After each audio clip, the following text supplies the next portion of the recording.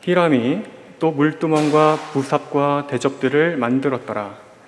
이와 같이 히람이 솔로몬 왕을 위하여 여호와의 전에 모든 일을 마쳤으니 곧 기둥들과 그 기둥 꼭대기에 공 같은 머리들과 또 기둥 꼭대기에 공 같은 머리를 가리는 그물들과 또 그 그물들을 위하여 만든 바 매 그물에 두 줄씩으로 기둥 위에 공 같은 두 머리를 가리게 한 석류 400개와 또 10개의 받침스레와 받침스레 위에 10개의 물두멍과 한 바다와 그 바다 아래에 소 12마리와 솥과 부삽과 대접들이라.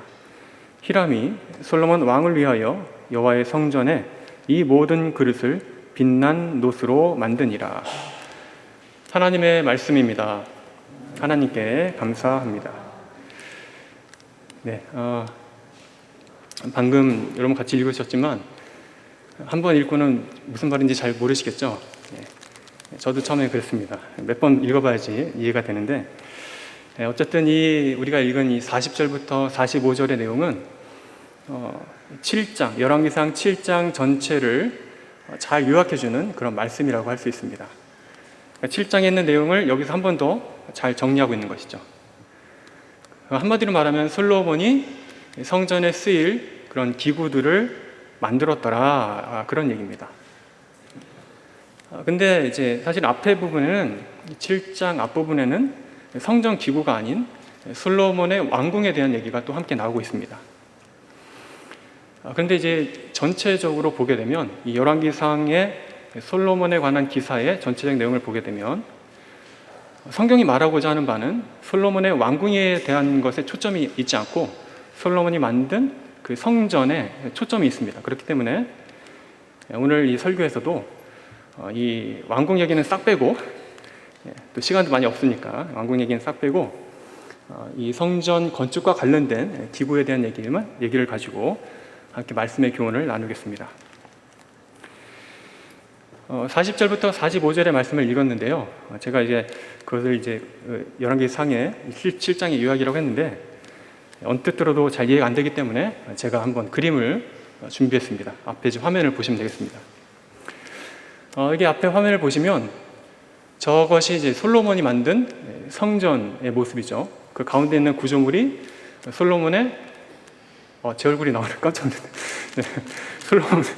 솔로몬의 그런 그 본관 건물이고 주변에 있는 것도 다 성전에 포함되는 겁니다. 그러니까 그 본관 건물과 주변의 건물들을 솔로몬이 다 같이 만든 거죠.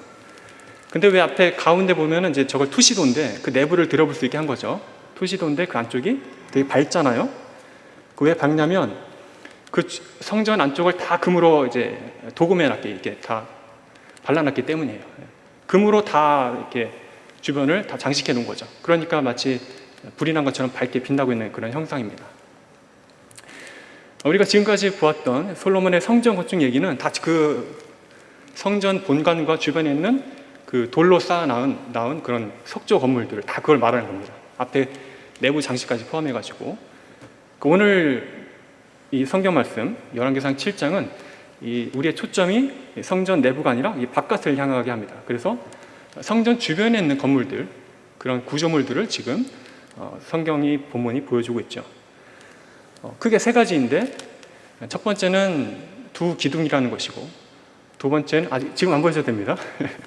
첫 번째는 두 기둥이라는 것이고, 두 번째는 그 앞에 있는 기둥, 그 출입구 앞에 있는 물두멍이고, 물두멍이란 번제단이 있는데 그 커다란 이제 수조를 그 바다라고 하고 그 주변에 있는 물두멍, 그러니까 기둥, 바다, 물두멍, 이렇게 세 가지를 오늘 본문이 보여주고 있는 것입니다. 네, 이제 확인하셨으니까 이제 그걸 생각하시면서 말씀을 따라오시면 되겠습니다. 근데 이 성전 구조물을 만든 사람이 오늘 본문에 보니까 히람이라고 소개하고 있습니다. 히람이라고 그 사람을 소개하고 있습니다. 히람에 대한 얘기는 본문 13절부터 나오고 있는데 여기서 13절과 14절을 같이 한번 읽어보도록 하겠습니다. 13절, 14절 같이 읽겠습니다. 솔로몬 왕이 사람을 보내어 히람을 두로에서 데려오니 그는 납달리 지파 과부의 아들이요 그의 아버지는 두로 사람이니 노스의 대장장이라.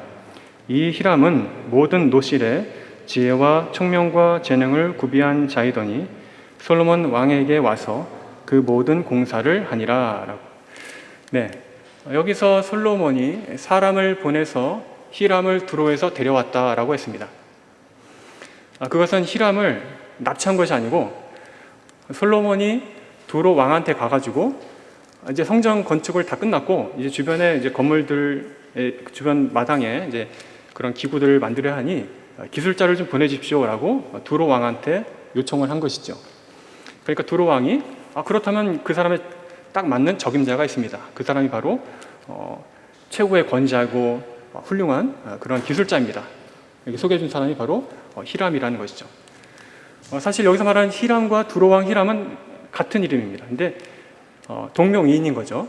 그러니까 두로 왕이 직접 와서 한 게 아니고 두로 왕은 두로 왕대로 히람을 추천해줬고 그 히람은 그 왕의 추천을 받아서 같이 오게 되는 그런 과정이 있는 것입니다.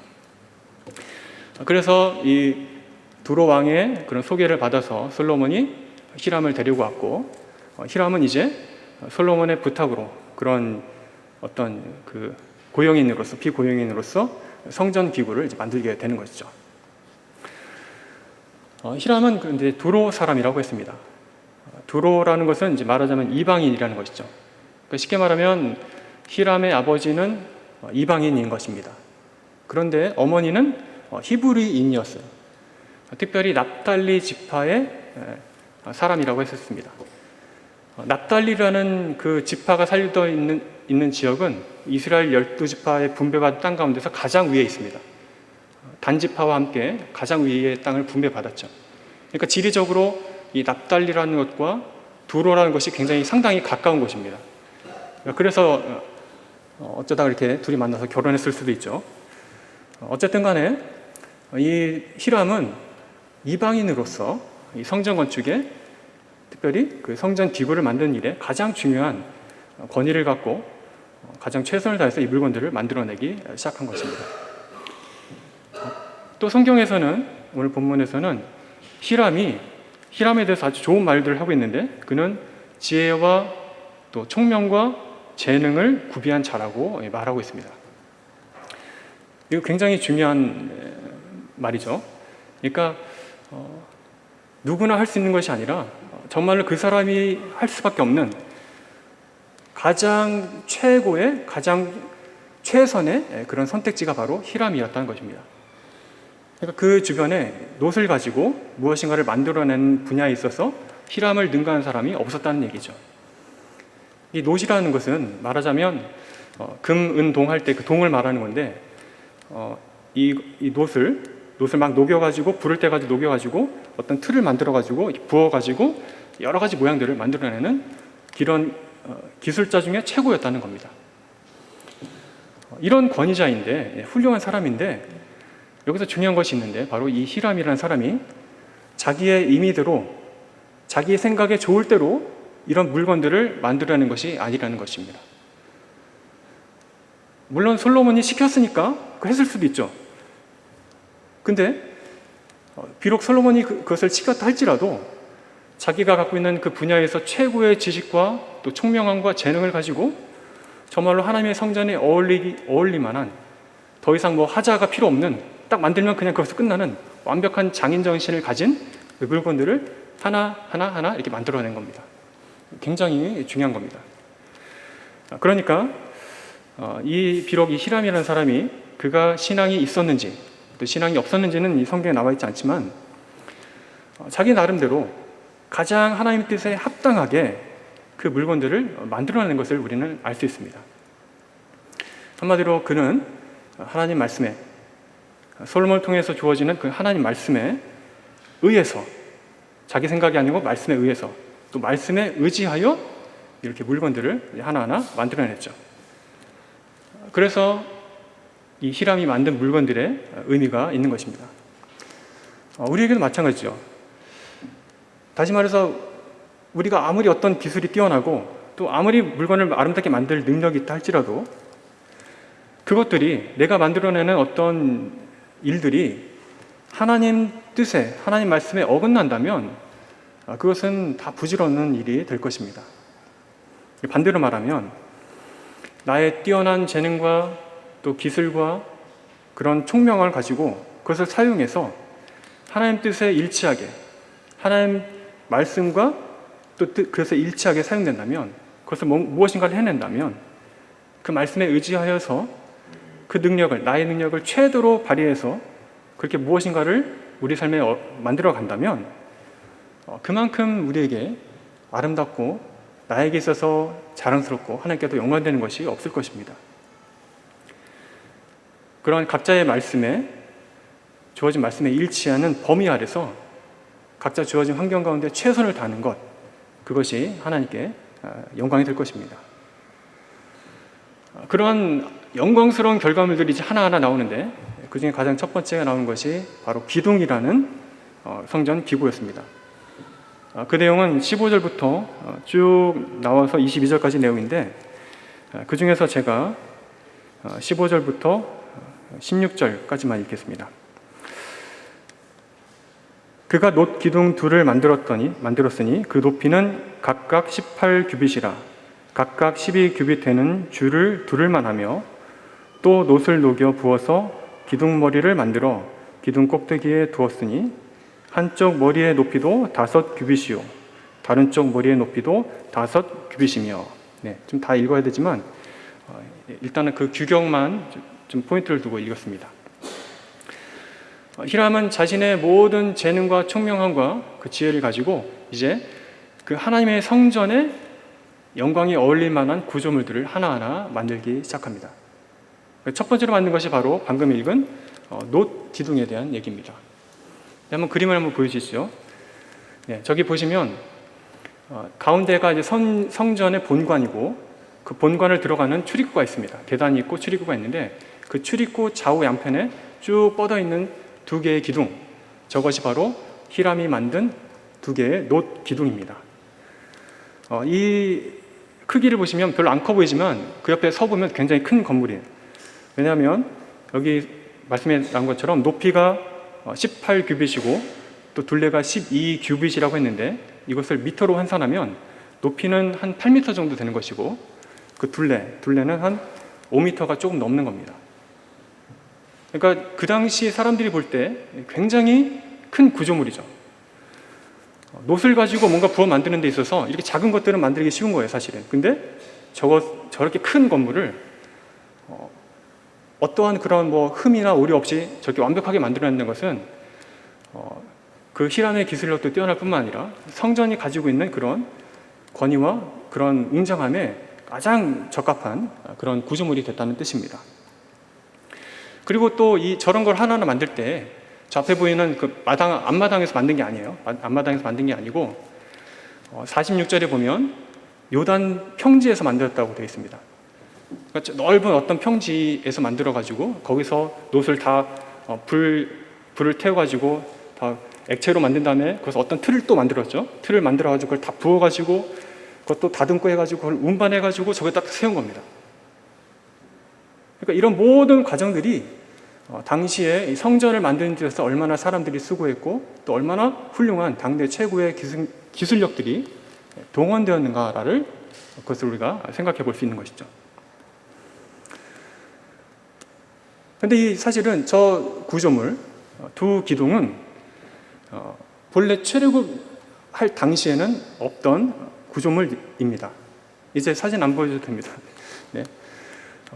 사실 이 출애굽 당시에는 저런 구조물이 없었어요. 하나님이 만들려고 한 적도 없었죠. 그때는 왜냐하면 성막 시대이니까, 성막은 계속 이동해야 되니까 저렇게 크고 웅장한 그런 건물들을, 그런 구조물을 만들 만한 여력도 없었고, 또 만든다 해도 그것을 운반하기가 쉽지가 않았을 겁니다. 그 출애굽 당시에는 없었지만 이제 그 성막 시대는 없었지만 이제 성전 시대에는 저런 구조물들이 생긴 것입니다.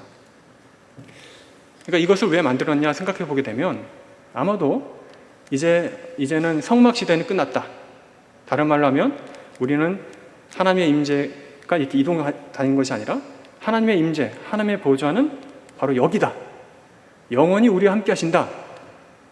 라는 의미에, 그 의미에 있어서 성전 시대를 상징하고 또 그것을 기뻐하고 하나님을 찬양하기 위한 솔로몬의 아이디어였을 거라고 이제 생각해 볼 수 있는 것이죠.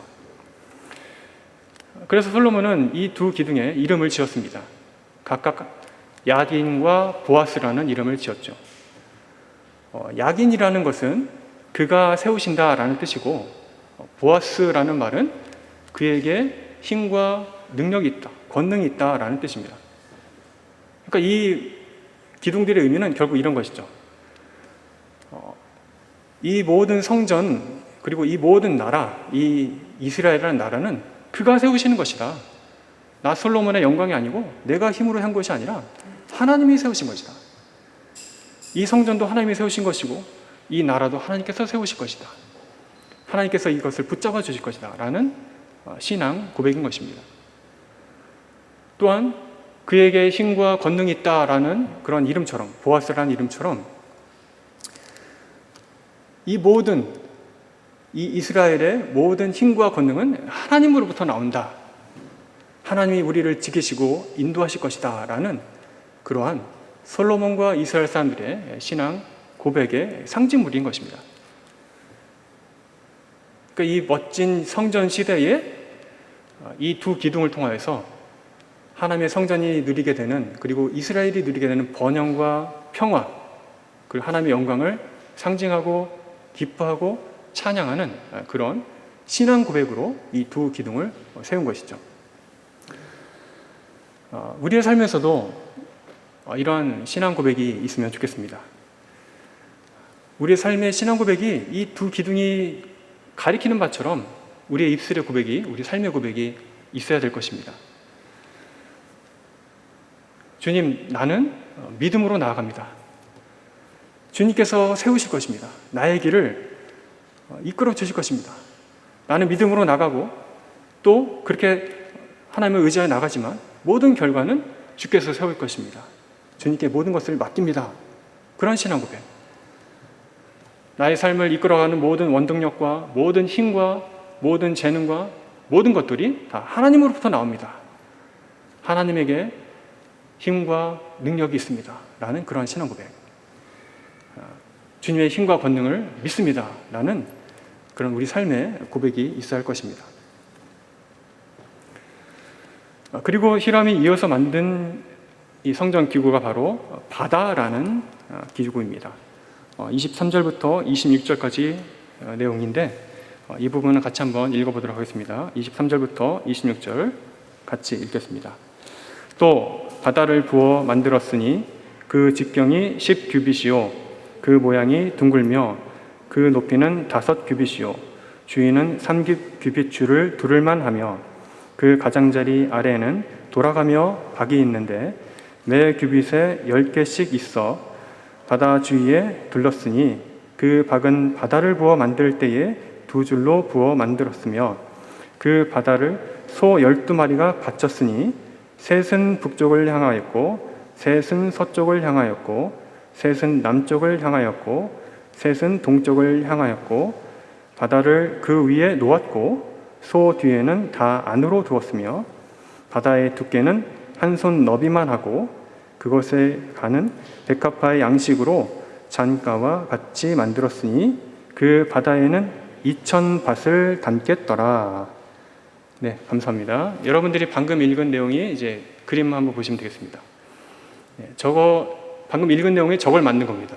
그러니까 하나의 커다란 대형 수조가 있고 그 밑에 받치고 있는 받침대가 소의 형상으로 받쳐져 있는 것이죠. 소가 3마리씩 각각 동서남북으로 이렇게 배치되도록 만들었습니다.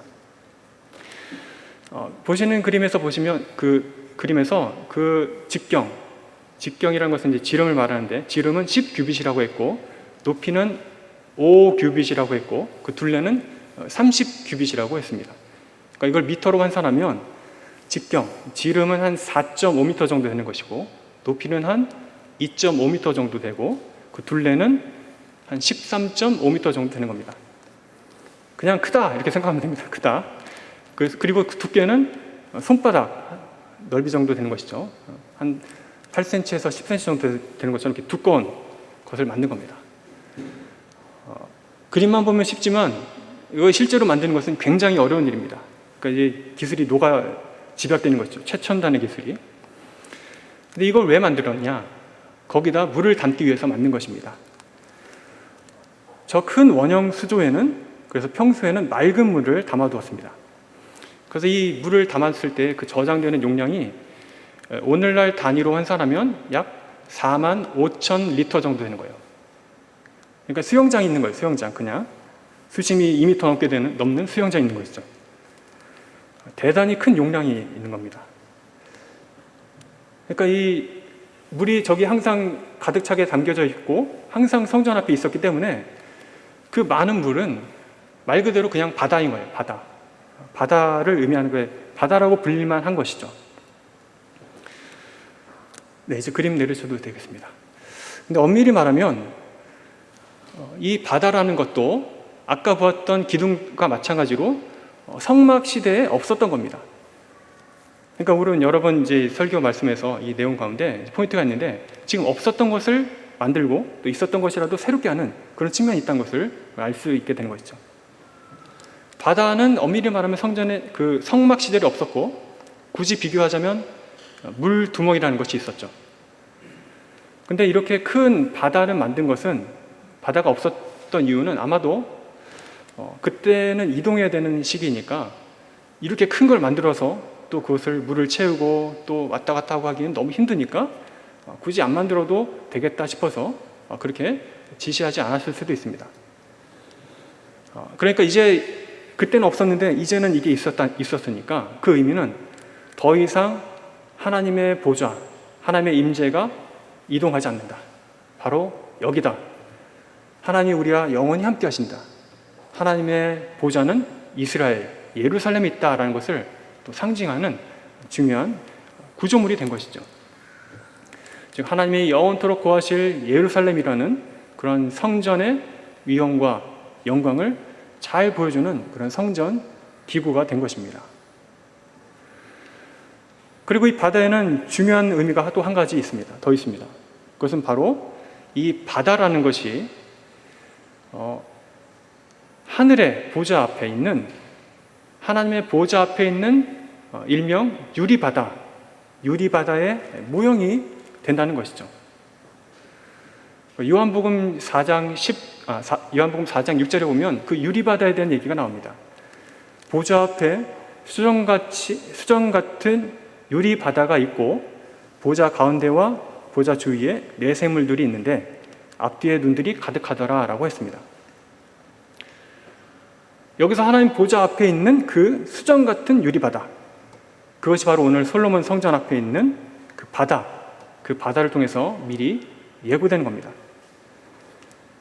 그게 무슨 말이냐면 하나님의 보좌 앞에 나아가려면 바다를 지나가야 되는데 그 바다는 수정같이 맑은 바다예요. 그러니까 하나님께 나아갈 때 무엇인가를 숨길 수가 없는 것이죠. 즉 우리의 온 세상의 모든 것들을 꿰뚫어 보시며 심지어는 우리의 영혼까지도 꿰뚫어 보시는 그런 바다를 통과해야 하나님의 보좌 앞에 나아갈 수 있다라는 겁니다. 그런 메시지가 오늘 이미 열왕기상에서 이미 예고되고 있는 것입니다. 그래서 이제 그 솔로몬의 성전에 들어가려고 하는 모든 사람들은 아무나 들어갈 수 없지만 들어가려고 하는 이 제사장들은 반드시 바다를 지나가야 합니다.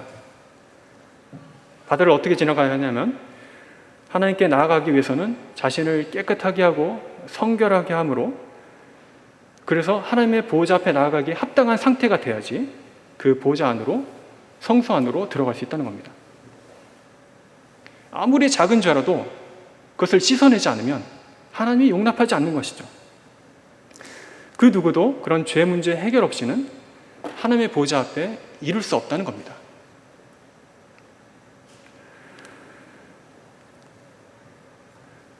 하나님은 사랑이시지만 또 공의로우신 분이십니다. 그래서 하나님은 공의로우시기 때문에 아무리 그 작은 죄라 할지라도 하나님께서는 그 죄를 용납하실 수가 없습니다. 죄를 미워하시고요, 또 죄인을 벌하셔야만 합니다. 하지만 동시에 하나님은 사랑의 하나님이십니다. 그렇기 때문에 그 바다 앞에서, 수정같이 맑은 그 유리바다 앞에서 자신을 비춰보고 자신의 부족함을 내려놓고 자신을 또 정결하게 씻고 회개하고 하나님께 나아가고자 하는 자는 하나님이 결코 그를 막지 않으십니다.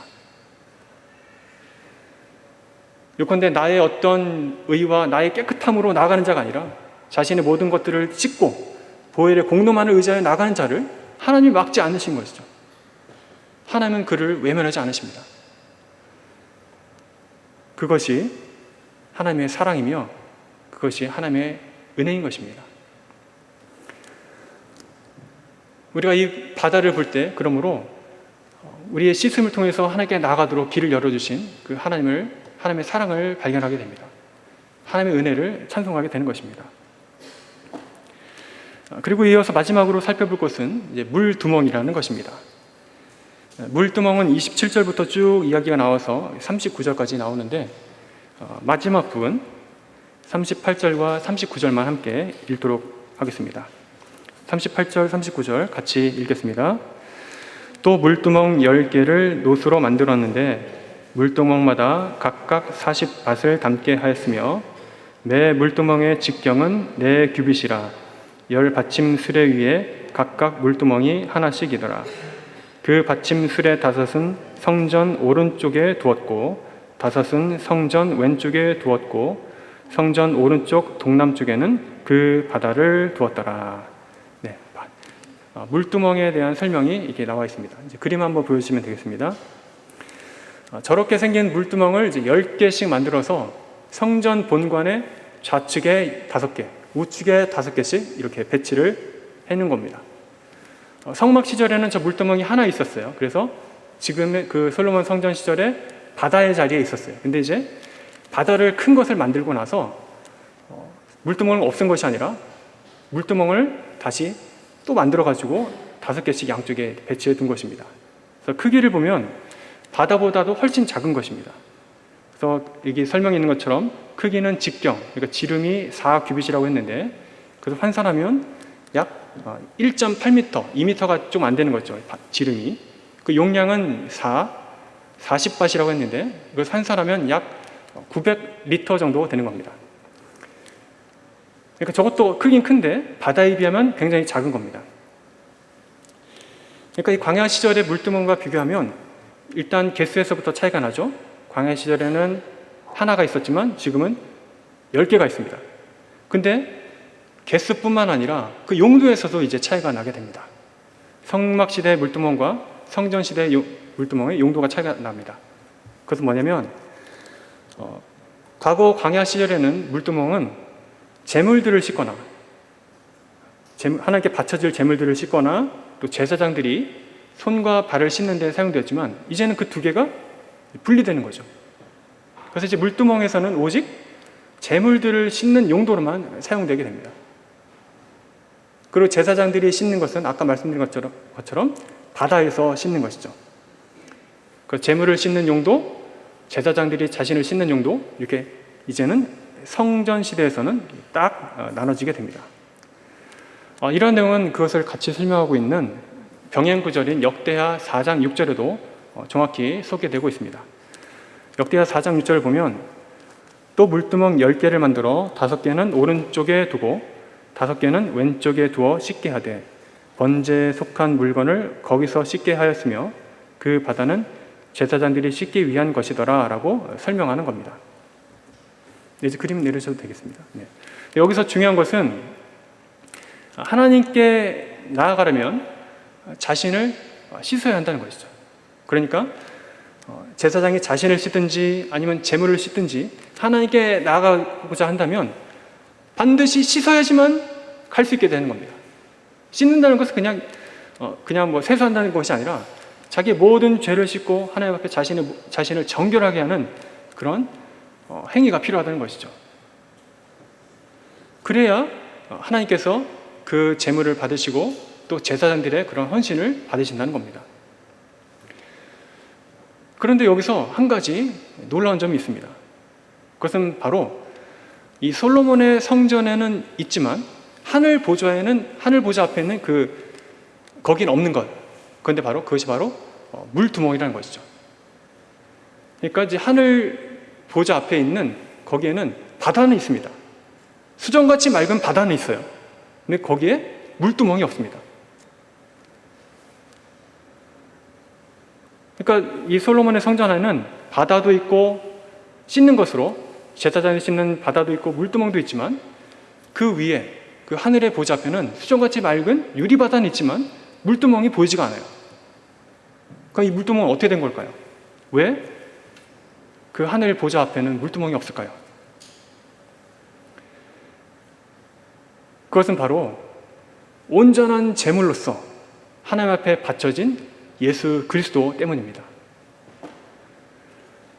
다시 말하면 예수님 자신이 온전한 제물이 되어서 점도 없고 흠도 없는 완전한 하나님의 제물이 되어서 하나님께 바쳐졌기 때문에 더 이상 예수님을 대신할 만한 어떤 제물도 필요 없고 또 그것을 씻을 만한 물두멍이 필요가 없다는 것입니다. 말하자면 예수님이라는 그 단번의 제사, 단번의 제물로 더 이상 물두멍이 필요 없을 만큼 그 하나님의 바쳐진 것으로는 이제 끝이 났다는 것이죠. 예수님은 실로 자신이 참 하나님이시며 참 사람으로서 하나님의 완전한 제물이 되어 주셨습니다. 그래서 자기 백성을 위해서 영원한 제물이 되어 주셨습니다. 그 죄인을 대신하여 죽으시고 피 흘려 죽으심으로 그 자신 외에 하나님의 보호자 앞으로 나아갈 그 다른 어떤 것들을 필요 없게 만드셨습니다. 이렇게 예수님은 자신을 온전히 바치는 번제물로 또 하나님과 우리 사이를 화목케 하는 화목제물로 죽으셨고 사흘 만에 부활하셨습니다. 그분이 온전한 제물이 되어주신 것이죠. 그러므로 하나님의 보좌 앞에는 물두멍이 필요가 없는 것입니다. 그 어떤 제물도 예수님이라는 제물을 대신할 수 없기 때문이죠. 그러므로 우리가 이 오늘 솔로몬의 성전에서 이 물두멍들을 바라볼 때에 하늘에 있는 그 하나님의 보좌 앞에 그 모든 하나님의 보좌 앞에 나가는 모든 우리의 삶을 돌아보면서 완전한 제물로서 정결한 그 자체이신 예수님의 그 은혜와 능력을 떠올려야 하는 것입니다.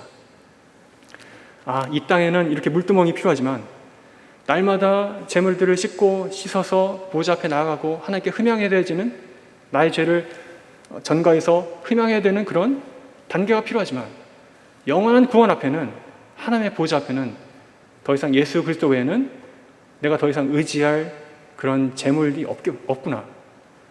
더 이상 내가 의지할 예수님 외에 다른 것들 의지할 그런 공로가 없구나. 자랑이 없구나 라고 우리가 생각해야 한다는 것이죠.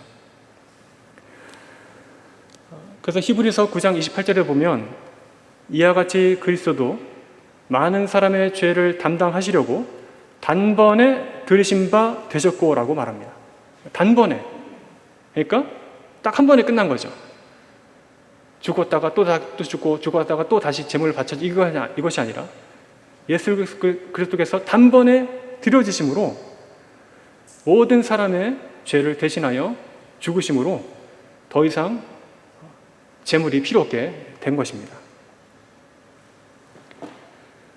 더 이상 물두멍에 그런 제사가 필요 없게 된 것이죠. 완전하고 종결된 영원한 제물로서 예수님이 그렇게 바쳐졌다는 사실입니다.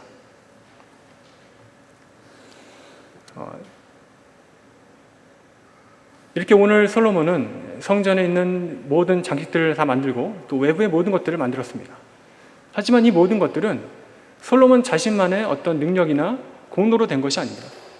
결국에 궁극적으로 그가 의지하였고 보여주고 싶은 것은 이 모든 재물과 절차 안에 우리의 은혜 안에 있는 그 하나님의 은혜를 보여주고 싶었던 것입니다. 특별히 예수 그리스도라는 그 보혈의 공로를 우리가 바라보게 하는 것입니다. 우리가 어떻게 해서 이제 하나님께 나아갈 수 있게 되겠습니까? 우리가 의지할 것은 또 하나님이 기뻐하시는 그런 희망하실 만한 재물은 예수 그리스도밖에 없는 것입니다. 예수 그리스도의 보혈의 공로를 믿고 의지하는 자를 하나님이 기뻐하시고 그것을 흠양하실 것입니다. 다른 어떤 공로를 의지해서는 안 될 것입니다. 오직 영원한 구세주 되시며 또 영원한 제물 대신 희생 제물 대신 예수 그리스도만을 믿고 의지하는 그런 삶이 되시기를 바랍니다. 하나님의 보좌 앞으로 나아갈 때 우리를 정결하게 하고 내 자신을 깨끗하게 하는 그런 하나님의 은혜를 의지하는 삶의 그 핵심이 결국에는 예수 그리스도라는 완전한 제물이구나, 완전한 희생 제물이구나 라는 사실을 기억하시므로 우리 삶의 날마다 주님을 믿고 의지하며 또 하나님께 영광 돌리는 그런 삶이 되시기를 바랍니다. 함께 찬송하겠습니다.